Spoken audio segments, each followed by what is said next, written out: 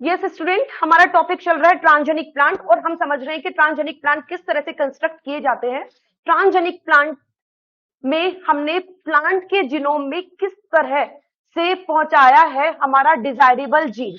तो हम जो आज मेथड यूज कर रहे हैं उस मेथड में हम यूज कर रहे हैं एग्रोबैक्टीरियम ट्यूमिफेशियन, जो एक सॉइल बैक्टीरिया है, उसको हम यूज करेंगे हमारे डिजायरेबल जीन को प्लांट के जीनोम में पहुंचाने के लिए। और हम कंस्ट्रक्ट करेंगे ट्रांसजेनिक प्लांट। तो आपका जो टॉपिक चल रहा है that is agrobacterium tumefaciens mediated plant transformation.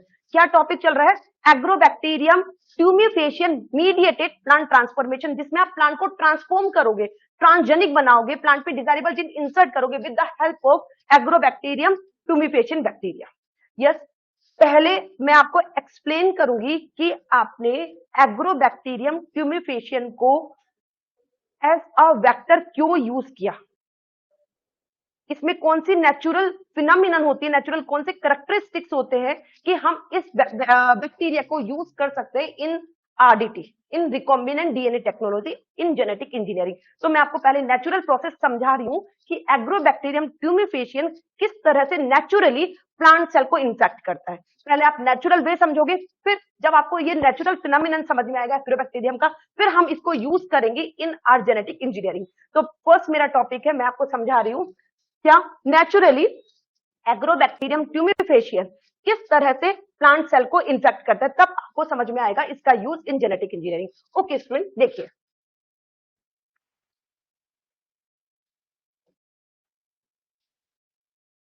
Yes, पहले जनरल एग्रोबैक्टीरियम के जनरल टॉपिक। एग्रोबैक्टीरियम एक ग्राम नेगेटिव सॉइल बैक्टीरिया है। ये प्लांट में naturally crown gold disease cause करता है, जिसमें प्लांट की रूट्स में ट्यूमर लाइक स्ट्रक्चर बनते हैं। और कौन से वाले प्लांट में ये डिजीज कोज करता है? डाइकोट प्लांट में। और आपको समझना है कि किस तरह से ये प्लांट को इन्फेक्ट करता है नेचुरली। फिर हम इसका यूज देखेंगे जेनेटिक इंजीनियरिंग में। यस यस, एग्रोबैक्टीरियम ट्यूमिफेशियन, ये मैं ड्रॉ कर रही हूं बैक्टीरिया नेचुरल। इसमें एक प्लाज्मिड पाया जाता है जिसको आप बोल रहे हो टीआई प्लाज्मिड, जो स्क्रीन पर आपको टीआई प्लाज्मिड का पिक्चर मेंशन है। देखो टीआई प्लाज्मिड के पिक्चर में एक ये टीआई प्लाज्मिड जो आपको एग्रोबैक्टीरियम ट्यूमिफेशियन में मिलता है। टीआई प्लाज्मिड में ये रीजन लेफ्ट बॉर्डर से राइट बॉर्डर तक, ये वाला रीजन, इसको बोलते हो आप टीडीएनए। नेचुरली टीआई प्लाज्मिड जो मिलता है एग्रोबैक्टीरिया में, लेफ्ट बॉर्डर से राइट बॉर्डर, ये लेफ्ट बॉर्डर वाली सीक्वेंस और ये राइट बॉर्डर, इस वाली सीक्वेंस का एरो समझो आप।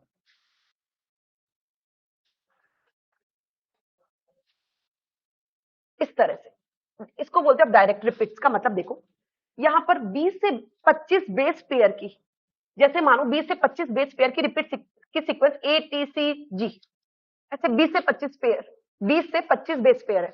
और सेम इसी सीक्वेंस में यहां पर भी डायरेक्ट रिपीट, इसी सीक्वेंस में आपको ये सीक्वेंस मिलेगी, लेफ्ट बॉर्डर और राइट बॉर्डर। और लेफ्ट बॉर्डर और राइट बॉर्डर, इस रीजन को आप बोलते हो टीडीएनए। एक टीडीएनए की पहचान है लेफ्ट बॉर्डर और राइट बॉर्डर। और टीडीएनए वाले पार्ट में, इस टीडीएनए वाले पार्ट में हमको ऑक्सिन सिंथेसिस करने वाला जीन, साइटोकाइनिन सिंथेसिस करने वाला जीन, ओपाइन को कैटाबोलाइज, ओपाइन को एनाबोलिज्म करने वाला जीन सीक्वेंस मिलती है। फिर से टीआई प्लाज्मिड में आपने कौन कौन सा स्ट्रक्चर देखा, यहां से लेकर यहां तक, ये कौन सा रीजन है? TDNA. This is the TDNA region. ये और ये वाला पार्ट, ये वाला पार्ट टीआई प्लाज्मिड का है वायलेंस रीजन, जिसमें वो जीन सीक्वेंस है जिसके कारण आपके टीआई प्लाज्मिड का टीडीएनए की कॉपी बनेगी और ये टीडीएनए की कॉपी आपके प्लांट सेल में इंटीग्रेट होगी। वायलेंस जीन, इस वायलेंस रीजन में, वायलेंस रीजन में जीन्स का ग्रुप है और उस जीन के कारण ऐसी प्रोटीन बनेगी जो प्रोटीन इस टीडीएनए वाली पार्ट की कॉपी बनाएंगी और वो कॉपी ट्रांसफर करेंगी प्लांट सेल में। आप समझ रहे हो कि किस तरह से एग्रोबैक्टीरियम प्लांट सेल को इंफेक्ट करते हैं नेचुरली। तो एग्रोबैक्टीरियम में पाया जाता है टीआई प्लाज्मिड और मैं बोल रही हूँ टीआई प्लाज्मिड में ये पार्ट टीडीएनए है और ये पार्ट वायलेंस रीजन। इस वायलेंस रीजन में जीन्स का ग्रुप है और इन जीन से ऐसी प्रोटीन्स बनेंगी जिन प्रोटीन की मदद से पहले टीडीएनए की कॉपी बनेगी लेफ्ट बॉर्डर से राइट बॉर्डर तक, और फिर ये कॉपी ट्रांसफर होगी प्लांट सेल में और प्लांट सेल के जीनोम के साथ में ये टीडीएनए की जो कॉपी जो एग्रोबैक्टीरियम की है वो प्लांट जीनोम में इंटीग्रेट होगी। अगर हम इस टीडीएनए के बीच में हमारा डिजायरेबल जीन इंसर्ट करवा दें तो टीडीएनए के थ्रू आप पहुंचा सकते हो अपना desirable gene in plant genome. Hope तो तुमको मेरी बात समझ में आई होगी। अभी मैंने क्या बोला, क्या वीआईआर रीजन भी प्लांट सेल में जाएगा या ओनली टीडीएनए वाला कॉपी ही जाएगी? ओनली टीडीएनए वाली कॉपी ही जाएगी। इस कारण इस टीडीएनए को मैं बोलती हूँ ट्रांसफर डीएनए, क्योंकि यही पार्ट आपका एग्रोबैक्टीरियम से ट्रांसफर होता है प्लांट जीनोम में। ओके स्टूडेंट, तो आप देख रहे हो part of Ti plasmid. Ti plasmid में आपने देखा क्या, एक तो टीडीएनए है, बोलिए student, virulence region, right, origin of replication, और यहां पर ओपाइन कैटाबॉलिज्म जीन। ये ओपाइन क्या होते हैं जो मैं आपको समझाऊंगी। टीडीएनए वाले रीजन में ओपाइन को बनाने वाले जीन है और टीडीएनए के बाहर टीआई प्लाज्मिड में ओपाइन को कैटाबोलाइज करने वाले जीन है, और आपको समझना है ये ओपाइन्स क्या होते हैं। यस, अगेन क्या एक्सप्लेन कर रही हूं मैं आपको, ये आपका टीआई प्लाज्मिड। टीआई प्लाज्मिड में मैंने आपको कौन कौन से पार्ट बताए स्टूडेंट्स, टीडीएनए, वीआईआर रीजन, और जब आप इसको और जूम करके देख रहे हो तो ओपाइन को कैटाबोलाइज करने वाले जीन। टीडीएनए वाले रीजन कहां से, टीडीएनए की पहचान कहां से, अगर आप टीडीएनए बनाओगे तो किस तरह से बनाओगे टीडीएनए, यहां लेफ्ट बॉर्डर, ये राइट बॉर्डर, या ऑक्सिन को सिंथेसिस करने वाले जीन, यहाँ साइटोकाइनिन को सिंथेसिस करने वाले जीन, और यहाँ पर ओपाइन कैटाबॉलिज्म जीन। और ये टीडीएनए पार्ट किसका है, बैक्टीरिया का, इसकी कॉपी बनेगी, उस कॉपी पर भी ऑक्सिन, साइटोकाइनिन और ओपाइन को कैटाबोलाइज करने वाले जीन आएंगे डेफिनेटली। और ये जीन आपके प्लांट जीनोम में जब इंसर्ट होंगे, प्लांट जीनोम में जब ये इंसर्ट होंगे, नेचुरली ये वाला पार्ट जब प्लांट जीनोम में इंसर्ट होगा तो प्लांट में ऑक्सिन की, साइटोकाइनिन की और ओपाइन की कॉपी जाएगी। और प्लांट में ऑलरेडी ऑक्सिन और साइटोकाइनिन को बनाने वाले जीन होते हैं, लेकिन अब एक्स्ट्रा कॉपी आने से प्लांट अधिक मात्रा में बनाने लगेगा ऑक्सिन और साइटोकाइनिन, जिसके कारण ऑक्सिन और साइटोकाइनिन के कारण आपकी ये जो प्लांट सेल है वो करेगी रैपिडली डिवाइडेशन और कोज होगा क्राउन गाल डिजीज। होप सो तुमको समझ में आ गया होगा। क्राउन गाल डिजीज होने का रीजन क्योंकि टीडीएनए कॉपी के साथ में एक्स्ट्रा कॉपी चली गई, टीडीएनए के साथ में एक्स्ट्रा कॉपी चली गई है ऑक्सिन और साइटोकाइनिन की। राइट स्टूडेंट, यस, आगे बढ़िए।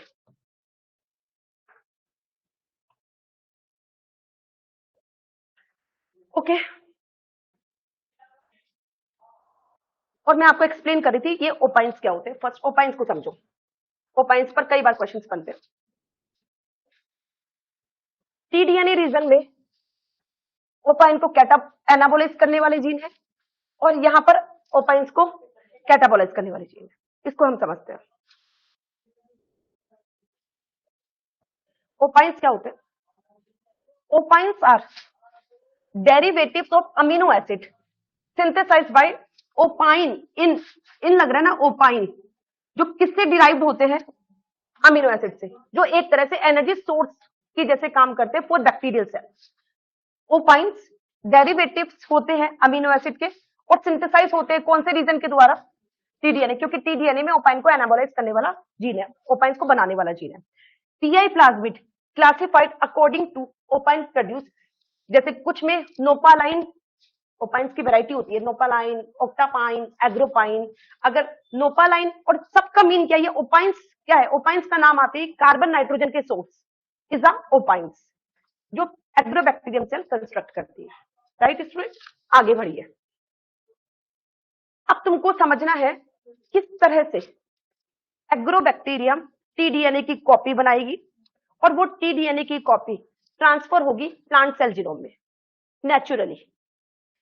राइट, तो देखो स्टूडेंट्स,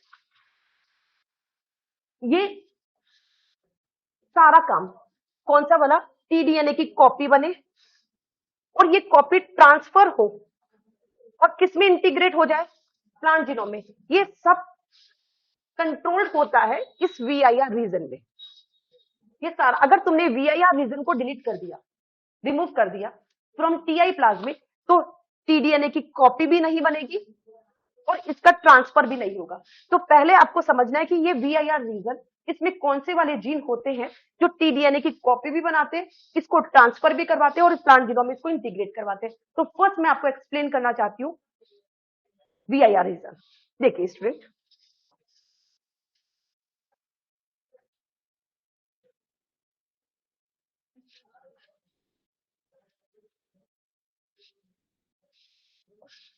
VIR रीजन में कौन से जीन्स होते हैं? VIR रीजन में VIR ए, बोलिए, VIR ए, VIR जी, VIR डी, VIR ई, राइट? क्या क्या बोला मैंने? VIR ए, जी, डी, बी, ई, ये पार्ट होते हैं VIR रीजन के। इनका सबका अपना अपना रोल होता है, जिस पर बहुत बार क्वेश्चन आस्क होते हैं, जो मैं आपको डिटेल से एक्सप्लेन कर रही हूँ।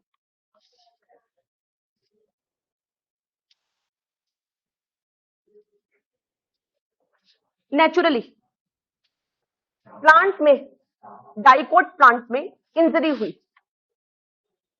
एग्रोबैक्टीरियम कौन से वाले प्लांट को इन्फेक्ट करते हैं? डाइकोट्स को या मोनोकोट्स को? डाइकोट्स को। अब तुमको समझ में आना है कि डाइकोट को क्यों इन्फेक्ट करते हैं, फिर आपको धीरे धीरे मैं वायरलेंस रीजन के सारे जीन्स का फंक्शन समझाऊंगी। डाइकोट प्लांट पे इंजरी हुई, इंजरी जहां पर हुई वहां पर सिक्रेशन हुआ एक केमिकल का, एसिटोसिरिंजोल, और एसिटोसिरिंजोल सिक्रेट नहीं होता मोनोकोट से, डाइकोट ही एसिटोसिरिंजोल को सिक्रेट करते हैं आफ्टर इंजरी। जैसे मानो ये प्लांट की कोई भी रूट सेल्स, यहाँ पे रूट में कोई भी इंजरी हुई और उससे क्या सिक्रेशन, किसका सिक्रेशन हुआ? एसिटोसिरिंजोल का, एसिटोसिरिंजोल, और एसिटोसिरिंजोल AS का सिक्रेशन हुआ। अब सॉइल में जो भी यहाँ पर बैक्टीरिया है, और कौन से वाले बैक्टीरिया की बात हो रही है अभी आपकी? एग्रोबैक्टीरियम ट्यूमिफेशियस, वो इस एसिटोसिरिंजोल से अट्रैक्ट होते हैं।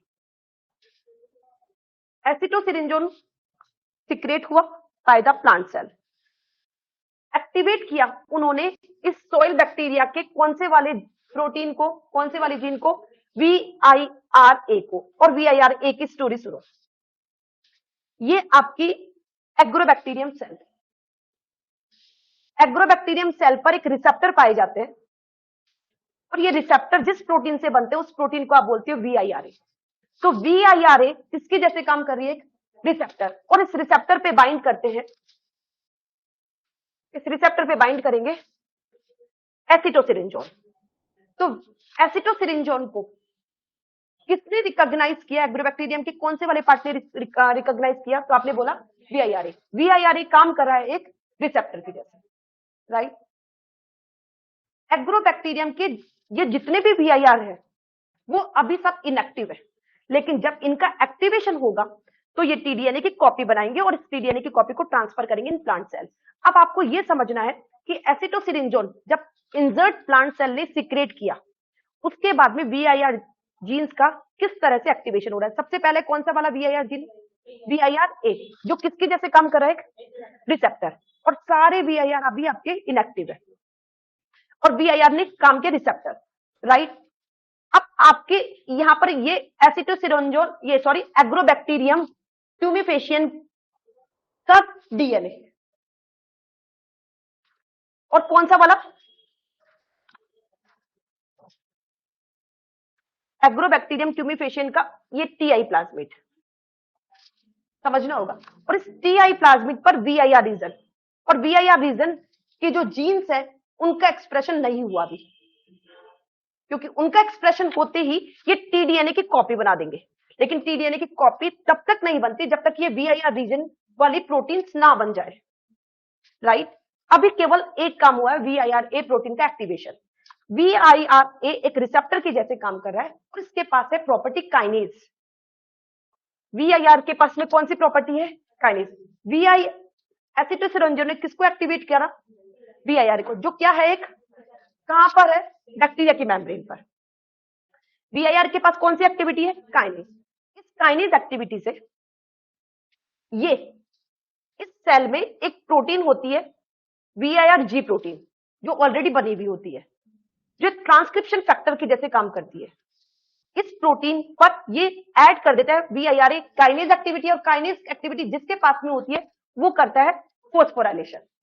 तो VIR ने फोस्फोराइलेट कर दिया VIRG को, और VIRG का जैसे ही फोस्फोराइलेशन हुआ, VIRG का फोस्फोराइलेशन हुआ, VIRG एक ट्रांसक्रिप्शन फैक्टर है, ये बाकी जो दूसरे वाले VIRG है उसका एक्सप्रेशन स्टार्ट करवाएगा, और अदर VIR प्रोटीन्स भी बनने लगी। अदर VIR प्रोटीन्स कौन कौन सी बनने लगी? ये वाली। और इन प्रोटीन से होने क्या वाला है बताइए स्टूडेंट, क्या होने वाला है VIR प्रोटीन से? VIR वायलेंस रीजन वाली प्रोटीन क्या करेगी? TDNA की कॉपी बनाएगी, और इस कॉपी को ट्रांसफर करेगी प्लांट जीनोम में। अभी आपने कौन कौन सी VIR रीजन की कौन कौन सी प्रोटीन्स पढ़ी है? VIRA और VIRG। VIRA acting as a receptor, और VIRG एक ट्रांसक्रिप्शन फैक्टर, और VIRG जैसे एक्टिवेट हुआ सारे जीन से बन गई ये वायलेंस प्रोटीन्स, जो क्या क्या काम करी वो देखिए स्टूडेंट्स। देखो इस पिक्चर पे मैं आती हूँ, फिर मैं आपको एक्सप्लेन करूंगी।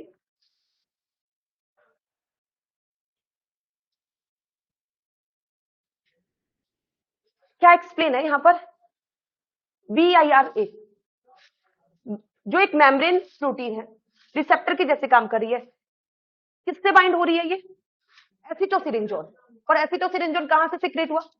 Plant cells. कौन एक्टिवेट हो गया? VIR ने किसको एक्टिवेट किया? VIRG को। VIRG किसके जैसे काम कर रहा है? आफ्टर फोस्फोराइलेशन ये एक्टिव हुआ। VIRG बाकी जो वायलेंस रीजन की और जीन्स है उनका एक्सप्रेशन किया। अब तुम चाहते हो इस TDNA की कॉपी बने। TDNA की कॉपी किस तरह से बनेगी वो मैं आपको एक्सप्लेन कर रही हूँ। ये आपका TI प्लाज्मिड, और TI प्लाज्मिड का मतलब डबल स्टैंडर्ड सर्कुलर DNA, जो मैंने स्क्रीन पर दिया। TI प्लाज्मिड क्या होता है? डबल स्टैंडर्ड सर्कुलर DNA, और यहां से लेकर यहां तक, जिसको मैं बोल रही हूँ लेफ्ट बॉर्डर और राइट बॉर्डर, और इस पार्ट को आप क्या बोलते हो? Between left border right border, इसको बोलते हो आप TDNA, राइट।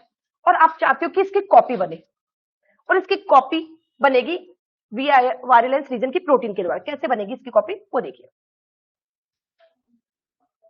एक स्ट्रैंड में कट लगा तो आपको, और कट कैसे लगेगा? कट लगेगा कुछ इस तरह से कि लेफ्ट राइट बॉर्डर वाली सीक्वेंस की भी कॉपी हो, राइट, क्योंकि राइट बॉर्डर और लेफ्ट बॉर्डर जरूरी है। कट लगा, कट लेफ्ट बॉर्डर से लगता है या राइट बॉर्डर से? राइट बॉर्डर से।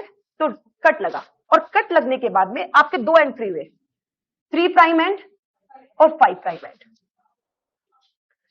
एक सेकेंड, कौन कौन से एंड फ्री हुए? 3 प्राइम एंड और 5 प्राइम एंड। पहले तो आपको यह समझना है इस डबल स्टैंडर्ड सर्कुलर DNA पर कट किसने लगाया। ऑब्वियसली ये सारा काम वायलेंस रीजन की प्रोटीन कर रही है। कौन सी वायलेंस प्रोटीन कट लगाती है? तो आप बोलोगे D2। इसके पास में प्रॉपर्टी होती है एंडोन्यूक्लियस। ये कट लगने के बाद दो एंड फ्री हो गए, 5 प्राइम और 3 प्राइम एंड, राइट। और VIR D2 निकला जिसने कट लगाया, और इसके पास प्रॉपर्टी है एंडोन्यूक्लियस। कट लगने के बाद 5 प्राइम एंड फ्री हुआ ऐसे, और ये वाला ये कॉपी यहां से लेकर यहां तक, ये कॉपी आइसोलेट हो गई 5 से 3। अब तुम बोलोगे कि मैम ये कॉपी अगर आपकी आइसोलेट हो गई एक कॉपी, तो ये TI प्लाज्मिड तो आपका इनकम्प्लीट रह गया। ये जो 3 प्राइम एंड है, जो ग्रोइंग एंड है, वो इसको फिर से पॉलीमराइज करके इसको कंप्लीट कर देगा, और ये TDNA की आपको सिंगल स्टैंडर्ड कॉपी मिल गई। होप सो तुमको समझ में आ गया होगा। TDNA की कॉपी अब सिंगल स्टैंडर्ड है, राइट। अब आपको ऐसा प्रोटीन चाहिए, क्योंकि सिंगल स्टैंडर्ड DNA अनस्टेबल होता है। अब आपको ऐसा वायलेंस प्रोटीन चाहिए जो सिंगल स्टैंडर्ड कॉपी को स्टेबल रखे, और सिंगल स्टैंडर्ड कॉपी को स्टेबल रखने का काम VIR E2 का है, right. VIR-E2, VIR-D2 still binded with 5 prime and, और साथ में कौन सी प्रोटीन बाइंड है? VIR-E2, right. अब ये कॉपी आप चाहते हो, ये कॉपी प्लांट सेल में जाए, क्योंकि अभी मैंने आपको एक्सप्लेन किया इसका कौन सी वाली रीजन जाता है, केवल TDNA, लेफ्ट बॉर्डर से राइट बॉर्डर के बीच वाली सीक्वेंस। अब लेकिन जाएगा कैसे? यहां पर एक ट्रांसपोर्ट सिस्टम तो होना चाहिए जिससे आपका TDNA एग्रोबैक्टीरियम से कहां जाए? प्लांट में। अब ये ट्रांसपोर्ट सिस्टम, ये देखना स्टूडेंट्स, ये वाला, ये जिसको आप बोलते हो T4 सिक्रेशन सिस्टम, ये कौन सी वाली VIR प्रोटीन बना रही है? VIRB। समझ गए? VIRB ने क्या किया? T4 सिक्रेशन सिस्टम कंस्ट्रक्ट किया बैक्टीरियल मेम्ब्रेन पर, जिसके थ्रू TDNA आपका कहां पहुंचेगा? प्लांट सेल में। प्लांट सेल में पहुंचा, और प्लांट सेल में अभी भी इसका फ्रेंड कौन बन रखा है? VIR-D2, और साथ में VIR-E2 की भी कवरिंग हो रखी है, जो इसको न्यूक्लियस से प्रोटेक्ट करेगी। ये हो गया आपका TDNA वाला पार्ट, किसमें इंटीग्रेट? प्लांट जीनोम में। ये नेचुरल मैकेनिज्म है। नेचुरली इस तरह से एग्रोबैक्टीरियम प्लांट सेल को इन्फेक्ट करता है, अपना TDNA इसमें इंसर्ट करवाता है, और हमको इसका यूज देखना है इन जेनेटिक इंजीनियरिंग। क्या आपको ये समझ में आया? तो देखो इसकी स्टेटमेंट्स। VIR-D2 के पास कौन सी एक्टिविटी? एंडोन्यूक्लियस। D1 के पास टोपोआइसोमरेज, ये हेल्प करता है D2 की रिकॉग्नाइज करने में। राइट बॉर्डर कट कहां पे लगा था? राइट बॉर्डर पर। तो D1 हेल्प करेगा D2 की कट लगाने में। कट लगाने के बाद कौन से एंड फ्री हुए थे? 5 prime end 3 prime end. 3 prime end तो ग्रो कर देगा, और 5 prime end moves towards plant cell. Next VIR-D4 translocation में मदद करेगा। VIR-D4 और ये B, ये ना VIR-B का नाम आती है, आपको याद आना चाहिए। ये T4 सिक्रेशन सिस्टम बनाता है, जिसके कारण आपका TDNA कहां से कहां जाता है? बैक्टीरिया से प्लांट सेल में। ये सब पर क्वेश्चन बने हुए हैं, इसका स्क्रीन पर आपको दिख रहे हैं। VIR-E2 ये बाइंड करता है सिंगल स्टैंडर्ड TDNA से, और प्रोटेक्ट करता है इसको न्यूक्लियस से, क्योंकि सिंगल स्टैंडर्ड DNA को न्यूक्लियस कट कर सकता है, लेकिन after the binding with VIR-E2 तो ये TDNA आपका हो जाता है प्रोटेक्ट। नाउ VIR-E एक चैपेरोन प्रोटीन की जैसे काम करता है। T4 सिक्रेशन सिस्टम के बारे में आपको समझाया है। ये क्या है? जिसके थ्रू TDNA ट्रांसफर होता है किसमें? प्लांट सेल में। प्लांट TDNA एंटर हो गया प्लांट न्यूक्लियस में, इंटीग्रेशन हो गया TDNA का प्लांट जीनोम में, एक्सप्रेशन होगा TDNA का प्लांट में, और कौन से जीन चले गए TDNA में? साइटोकाइनिन और ऑक्सिन। और साइटोकाइनिन और ऑक्सिन ज्यादा बनने लगेंगे प्लांट में, और जिसके कारण क्या बनेगा? ट्यूमर। प्लांट सेल बार बार में डिवाइड होगी और ट्यूमर बनाएगी, और उस ट्यूमर को आप क्या बोलते हो? Crown gall disease. ये है एक नेचुरल फिनोमिनन जो एग्रोबैक्टीरियम में देखा जाता है, जिसके थ्रू वो अपना TDNA प्लांट जीनोम में इंटीग्रेट करता है। अब देखो, जब जेनेटिक इंजीनियर्स ने इस तरह का जब मैकेनिज्म देखा जो नेचुरली एग्रोबैक्टीरियम में पाया जाता है, तो इन और जिसमें एग्रोबैक्टीरियम अपना TDNA डायरेक्ट प्लांट जीनोम में पहुंचा रहा है, तो क्यों ना अगर हम TDNA में हमारा डिजायरेबल जीन इंसर्ट कर दे, तो ये हमारा डिजायरेबल जीन कहां तक पहुंचाया जा सकता है? प्लांट जीनोम में, और उससे हम बना सकते हैं ट्रांसजेनिक प्लांट। लेकिन नेचुरल TI प्लाज्मिड को हम नेचुरल इस एग्रोबैक्टीरियम के TI प्लाज्मिड को आप यूज नहीं कर सकते हो जेनेटिक इंजीनियरिंग में। इसमें आपको कई तरह के मॉडिफिकेशन करने होंगे। अब मैं आपको समझा रही हूं कि TI प्लाज्मिड में आपने किस तरह से मॉडिफिकेशन किए, कौन से आप TI प्लाज्मिड बेस्ड वेक्टर बनाओगे, जो आप रिकॉम्बिनेंट DNA टेक्नोलॉजी में आप यूज करो। राइट स्टूडेंट, नेक्स्ट टॉपिक आप समझ गए हो।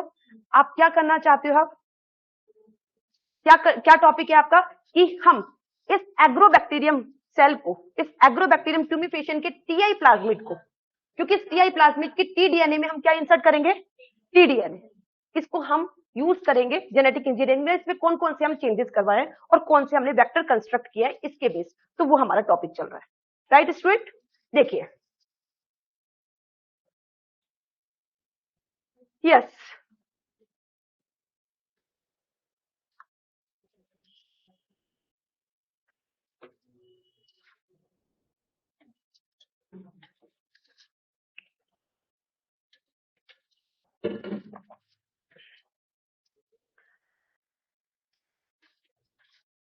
आपने नेचुरल मैकेनिज्म देख लिया एग्रीबैक्टीरियम की, अब आप इसका यूज करना चाहते हो जेनेटिक इंजीनियरिंग।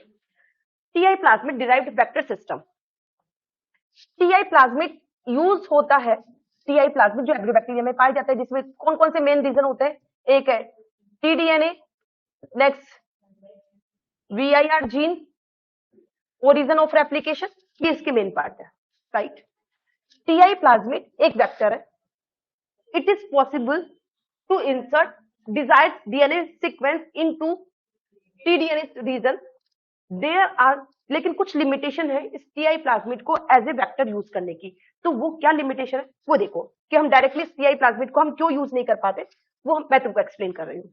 एक तो टीआई प्लाज्मिड का है लार्ज साइज, और वेक्टर का साइज जो रिकॉम्बिनेंट डीएनए टेक्नोलॉजी में यूज होता है, उस वेक्टर का साइज होना चाहिए स्मॉल, क्योंकि अगर वेक्टर का ही साइज लार्ज होगा तो डिजायरेबल जीन तो आप कैसे इंसर्ट कर पाओगे।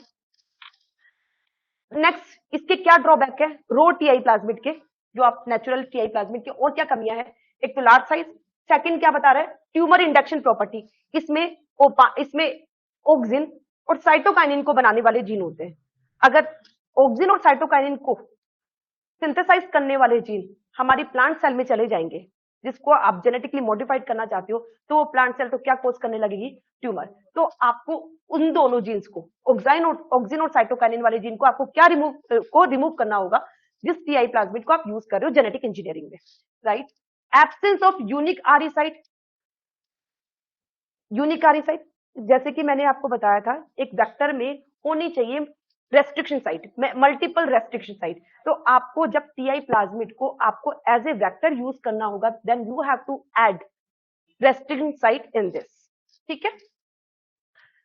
Agrobacterium plasmid are disarmed. ये देखिए स्टूडेंट्स, तो आप एग्रोबैक्टीरियम प्लाज्मिड में क्या क्या चेंज करोगे? उसमें साइटोकाइनिन और ऑक्सिन को सिंथेसाइज करने वाले जीन रिमूव कर देंगे, और जिस टीडीएनए में से आपने ऑक्सिन और साइटोकाइनिन को सिंथेसिस करने वाले जीन रिमूव कर दिए, उसको आप बोलते हो डिसआर्म्ड टीडीएनए, डिसआर्म्ड। तो agrobacterium plasmid are disarmed. Disarmed bye, कैसे डिसआर्म्ड किया? डिलीट करा। नेचुरली अकरिंग टीडीएनए अनकोडेड, कौन कौन से वाले जीन को आपने डिलीट किया? कौन कौन से वाले जीन को आपने डिलीट करा? ओन्कोजीन्स को। ओन्कोजीन्स का मतलब ऑक्सिन और साइटोकाइनिन को, ठीक है। और जिस टीडीएनए में से आपने ऑक्सिन और साइटोकाइनिन वाले जीन्स को डिलीट कर दिया, उस टीडीएनए को आप क्या बोलोगे? Disarmed, right. और बताइए आपको, जैसे ये टीडीएनए, ये मैंने बोला था राइट बॉर्डर और ये लेफ्ट बॉर्डर। टीडीएनए में से आप इसको आप यूज कर रहे हो इन आरडीटी। फर्स्ट चेंज आपने क्या किया? ऑक्सिन और साइटोकाइनिन को रिमूव करा, राइट। आप राइट बॉर्डर और लेफ्ट बॉर्डर को अगर डिलीट कर दें तो क्या होगा? मुझे नहीं लगता कि ये टीडीएनए आपका कुछ काम का रहेगा, क्योंकि इस टीडीएनए ये पार्ट की कॉपी हो और ये पार्ट इंटीग्रेट हो, उसके लिए इंटीग्रेट हो इन प्लांट जीनोम, इसके लिए जरूरी है राइट बॉर्डर और लेफ्ट बॉर्डर। तो आपको चाहिए disarm T-DNA, disarm T-DNA with right border and left border. अगर राइट बॉर्डर है और लेफ्ट नहीं है तब यूजलेस, दोनों बॉर्डर का होना कंपल्सरी है। और क्या किस तरह के चेंजेस किए? मल्टी क्लोनिंग साइट डाली, आरई साइट, ओरिजिन ऑफ रेप्लिकेशन रखा टीआई प्लाज्मिड में, और साथ में क्या ऐड करें? जो एक वेक्टर में होते हैं सेलेक्टेबल मार्कर जीन, जो हेल्प करेंगे आपकी रिकॉम्बिनेंट प्लांट सेल को पहचानने में, ठीक है। आगे बढ़िए।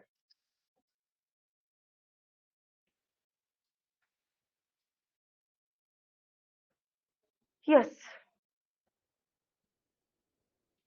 कौन कौन से वेक्टर आपने कंस्ट्रक्ट करे टीआई प्लाज्मिड बेस्ड? ये देखो, एक है बाइनरी वेक्टर और एक है को इंटीग्रेटेड वेक्टर। और सबसे पहले मैं आपको एक्सप्लेन कर रही हूं बाइनरी वेक्टर, जो एग्रोबैक्टीरियम ट्यूमेफेशियन के टीआई प्लाज्मिड बेस्ड वेक्टर है, जो हम यूज करते हैं आरडीटी में, ट्रांसजेनिक प्लांट बनाने में। यस, बाइनरी वेक्टर, बाइनरी का नाम ही समझ में आ रहा है, इसमें दो वेक्टर का कॉम्बिनेशन है। एक वेक्टर को आप बोल रहे हो हेल्पर वेक्टर और एक को आप बोल रहे हो mini plasmid. Right, mini plasmid और हेल्पर प्लाज्मिड, और इन दोनों के कॉम्बिनेशन को आपने बोला बाइनरी वेक्टर, राइट। इसमें क्या क्या सीक्वेंस रखी, टीडीएनए, टीडीएनए, टीडीएनए की लेफ्ट बॉर्डर और राइट बॉर्डर। होप सो तुमको मेरी बात समझ में आ रही होगी। लेफ्ट बॉर्डर और राइट बॉर्डर, जो पार्ट लेफ्ट बॉर्डर और राइट बॉर्डर के बीच में, वो किसको इंडिकेट कर रहा है, टीडीएनए को। टीडीएनए में आपने क्या, साइटोकाइनिन ऑक्सिन वाले जीन को तो रिमूव कर दिया, और कौन से जीन सीक्वेंस डाल दी, जो किसी रेस्ट्रिक्शन एंडोन्यूक्लियस एंजाइम की साइट है, तो आपने इसको बोला एमसीएस, और इसमें आप इंसर्ट करोगे अपने डिजायरेबल जीन को। होप सो तुमको समझ में आ गया होगा। आप डिजायरेबल जीन को कौन से वाले सेगमेंट में इंसर्ट करोगे, यहां पर या कहीं पर भी ऐड कर सकते हो, केवल इसी रीजन में, केवल टीडीएनए में। इसके पीछे क्या रीजन है, क्योंकि टीडीएनए वाला पार्ट ही प्लांट सेल के जीनोम में इंटीग्रेट होता है। तो आपको डिजायरेबल जीन कहां, कौन से वाले रीजन में इंटीग्रेट करना है, टीडीएनए। ओके, और देखो आपने इस मिनी प्लाज्मिड पे क्या रखा, reporter sequence, reporter gene sequence. Reporter gene sequence आपकी मदद करेगा कि कौन से वाली सेल में आपका ये टीआई प्लाज्मिड है या नहीं। अभी सब मैं एक्सप्लेन कर दूंगी। रिपोर्टर जीन, ये रिपोर्टर जीन का प्रमोटर, ओके, ये प्लांट सेलेक्टेबल मार्कर जीन, और ये promoter sequence plant selectable marker gene. Reporter gene और प्लांट सेलेक्टेबल मार्कर जीन आपने आर्टिफिशियली टीआई प्लाज्मिड में ऐड करी है, जिसकी हेल्प से आप उन प्लांट सेल तक पहुंचोगे जिन प्लांट सेल में टीआई प्लाज्मिड, सॉरी, जिन प्लांट सेल में टीडीएनए पहुंचा with desirable gene. TI plasmid नहीं पहुंचता प्लांट जीनोम में, केवल कौन सा वाला पार्ट जाता है, टीडीएनए। कौन हेल्प करेगा ये पहचानने में कि इस प्लांट सेल में हमारा टीडीएनए है विद डिजायरेबल जीन, तो आप क्या बोलोगे, रिपोर्टर जीन्स और plant selectable marker gene, right. ये देखिए students, origin of E. Again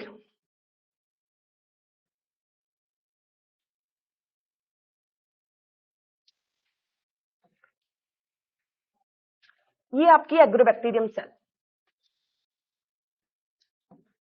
और एग्रोबैक्टीरियम सेल को आप कांटेक्ट में रख रहे हो प्लांट के, और स्क्रीन पर मेरी बात समझिए, मैं आपको रोल समझा रही हूँ रिपोर्टर का और सेलेक्टेबल मार्कर जीन का। आपने आर्टिफिशियली कंस्ट्रक्ट करे ये दो प्लाज्मिड, एक को बोल रहे हो आप मिनी प्लाज्मिड और एक को बोल रहे हो हेल्पर प्लाज्मिड।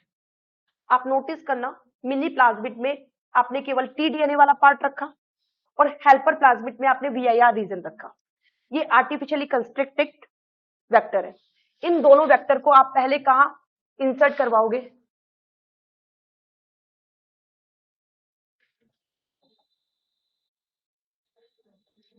एग्रोबैक्टीरियम। क्यों, क्योंकि एग्रोबैक्टीरियम प्लांट सेल को जब इन्फेक्ट करेगा तो केवल कौन सा वाला पार्ट जाएगा, यहां से यहां, टीडीएनए। तो सबसे पहले जब आप इन वेक्टर को कंस्ट्रक्ट किया और इसमें इंसर्ट कर दिया अपना डिजायरेबल जीन, तो इन दोनों वेक्टर को आपने सबसे पहले कहां डाला, एग्रोबैक्टीरियम में। और मैनी एग्रोबैक्टीरियम यू हैव, कौन से एग्रोबैक्टीरियम में आपका ये वेक्टर पहुंचा और कौन से एग्रोबैक्टीरियम में आपका ये वेक्टर नहीं पहुंचा, उसकी पहचान करवाएंगे आपको ये सेलेक्टेबल मार्कर जीन्स और ये रिपोर्टर जीन्स। क्योंकि आपको वो बैक्टीरिया चाहिए, वो एग्रोबैक्टीरियम चाहिए आपके एक्सपेरिमेंट में जिनमें ये वेक्टर हो विद डिजायरेबल जीन, और उन एग्रोबैक्टीरियम की पहचान करवाने में मदद करेंगे रिपोर्टर जीन और selectable marker gene. Hope so तुमको मेरी बात समझ में आई होगी। सपोज इस एग्रोबैक्टीरियम में हमारा ये दोनों वेक्टर चले गए, राइट। एक वेक्टर के पास में है वीआईआर रीजन और दूसरे वेक्टर के पास में टीडीएनए। समझना होगा आपको, टीडीएनए, वीआईआर जीन्स ट्रांसएक्टिंग होते हैं। ट्रांसएक्टिंग का मतलब समझो, ये जिस वेक्टर में है केवल उसी वेक्टर में काम नहीं करते, दूसरे वेक्टर में भी अपना काम कर सकते हैं। और वीआईआर रीजन का काम क्या है, टीडीएनए की कॉपी बनाना और इस कॉपी को प्लांट सेल तक ट्रांसफर करना। तो आपने इस हेल्पर डीएनए में वीआईआर रीजन डाला था जिससे इसकी कॉपी बनी, किसकी कॉपी, टीडीएनए की। और ये टीडीएनए आपका क्या है, जेनेटिकली मॉडिफाइड, जिसके जीनोम को आपने चेंज कर दिया, टीडीएनए की कॉपी बनेगी और ये टीडीएनए की कॉपी कहां तक पहुंचाई जाएगी? प्लांट सेल तक। होप सो तुमको मेरी बात समझ में आई होगी। तो बताइए बाइनरी वेक्टर को आप किस तरह से यूज करते हो? बाइनरी वेक्टर हम पहले लैब में कंस्ट्रक्ट करते हैं, बेसिक टीआई प्लाज्मिड में कई तरह के मॉडिफिकेशन करवा के फिर से इन वेक्टर को कहां डाला जाता है? कहां पे? एग्रोबैक्टीरियम में। अब एग्रोबैक्टीरियम को प्लांट सेल के साथ में को कल्चर करवाओ, राइट? जब आप प्लांट सेल को और एग्रोबैक्टीरियम को को कल्चर करवाओगे तो एग्रोबैक्टीरियम का ये प्लाज्मिड, कौन से वाले प्लाज्मिड? ये वाले प्लाज्मिड, जिसमें एक में वीआईआर रीजन है, वीआईआर रीजन वाली प्रोटीन की मदद से तब इसने इसकी हेल्प करी, तभी तो इसका नाम पड़ा हेल्पर। इसकी कॉपी बनेगी और ये कॉपी आपकी ट्रांसफर होगी प्लांट सेल। होप सो तुमको मेरी बात समझ में आ गई होगी, राइट स्टूडेंट? आगे बढ़िए। और कौन सा वाला हम वेक्टर यूज करते हैं जो एग्रोबैक्टीरियम बेस्ड है? दैट इज को इंटीग्रेटेड वेक्टर। इसको समझो, को इंटीग्रेटेड वेक्टर किस तरह से बनाया जाता है? देखिए स्टूडेंट्स,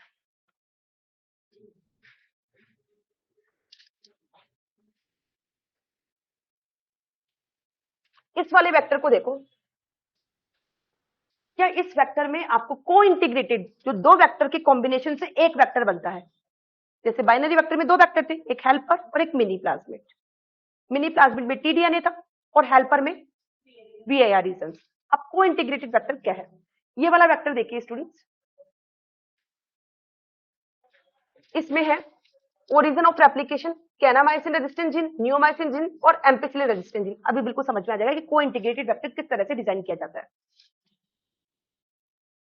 और दूसरे वाले वेक्टर में है लेफ्ट बॉर्डर और राइट बॉर्डर। इसके बीच में कौन सा वाला रीजन? टीडीएनए। और यहां पर कौन से? वीआईआर जी। होप सो तुमको समझ में आ जाए। पहले आप मेरी बात सुनिए।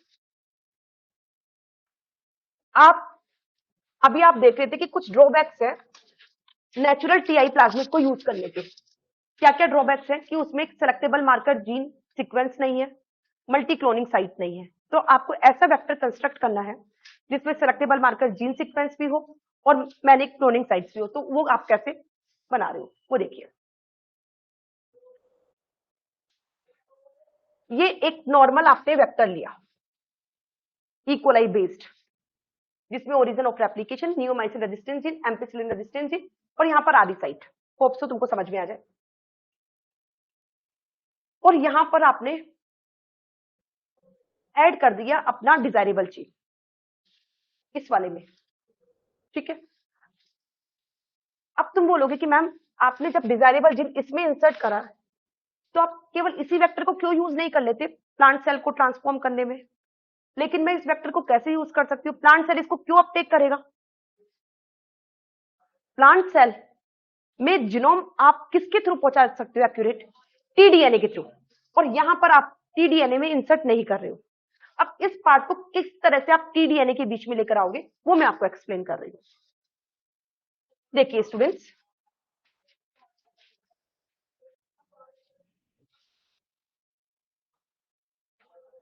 लेफ्ट बॉर्डर और राइट बॉर्डर जीन सीक्वेंस के बीच में एम्पिसिलिन रेजिस्टेंट जीन, और यहां पर भी कौन सी वाली जीन सीक्वेंस है? Ampicillin resistant gene. जब सेम सीक्वेंस दो वेक्टर में डाली जाए तो उनके बीच में होता है होमोलोगस रिकॉम्बिनेशन या क्रॉसिंग ओवर, और उस क्रॉसिंग ओवर से इस पार्ट पे क्रॉसिंग ओवर हुआ, राइट? तो ये पूरा वेक्टर किसमें इंसर्ट हो जाएगा और किसके बीच में इंसर्ट होगा? लेफ्ट बॉर्डर और राइट बॉर्डर के बीच में, राइट? और देखो किस तरह से इंटीग्रेट हुआ है। देखिए स्टूडेंट किस तरह से इंटीग्रेट हुआ है, नोटिस करो। राइट बॉर्डर और लेफ्ट बॉर्डर इसी के बीच में क्यों इंटीग्रेट हुआ बताइए? क्योंकि इसी के बीच में आपने रखी थी एम्पिसिलिन रेजिस्टेंट जीन, और यहां पर भी कौन सी सीक्वेंस है? दूसरे वेक्टर एम्पिसिलिन। सेम सीक्वेंस के बीच में होता है क्रॉसिंग ओवर, और इस क्रॉसिंग ओवर से अब ये पार्ट पूरा वेक्टर इसमें इंटीग्रेट हो गया, और इसको आप बोल रहे को इंटीग्रेट वेक्टर। कैसे इंटीग्रेट हुआ वो देखिए स्टूडेंट्स। ये राइट बॉर्डर और ये लेफ्ट बॉर्डर, दोनों का एरो सेम डायरेक्शन में, क्योंकि ये डायरेक्ट रिपीट्स होती है। एम्पिसिलिन ये वाला पार्ट और इसके बीच में ये पूरा जीनोम इंसर्ट हुआ। देखना एम्पिसिलिन कौन कौन सा पार्ट आ गया, kanamycin, origin of replication, neomycin, और ये आपका आ गया, बोलिए, फोरेन डीएनए। होप सो तुमको मेरी बात समझ में आ गई होगी, राइट। ये बचा हुआ, क्योंकि इन दोनों के बीच में भाई इस पार्ट और इस पार्ट ऐसे इस तरह से हुआ, ये पार्ट यहां पे ऐसे मर्ज हो गया पूरा पार्ट, ठीक है, ये मर्ज हुआ, साथ में ये पूरी सीक्वेंस इसमें मर्ज हो गई है, राइट। मर्ज होने से एम्पिसिलिन रेजिस्टेंस जीन, दोनों एम्पिसिलिन रेजिस्टेंस जीन के बीच में ये पूरा पार्ट। होप सो तुमको मेरी बात समझ में आ गई होगी। और डिजायरेबल जीन, अब बताइए ये प्लांट सेल तक किस तरह पहुंचाया जाएगा, बताइए स्टूडेंट, प्लांट सेल तक कैसे पहुंचाओगे इसको। आपने को इंटीग्रेटेड वेक्टर डिजाइन करा इन द लैब, अब इसको आपको प्लांट सेल तक कैसे पहुंचाना है। प्लांट सेल पहले इसको, इस वेक्टर को आपको कहां ट्रांसफर करना होगा, एग्रोबैक्टीरिया।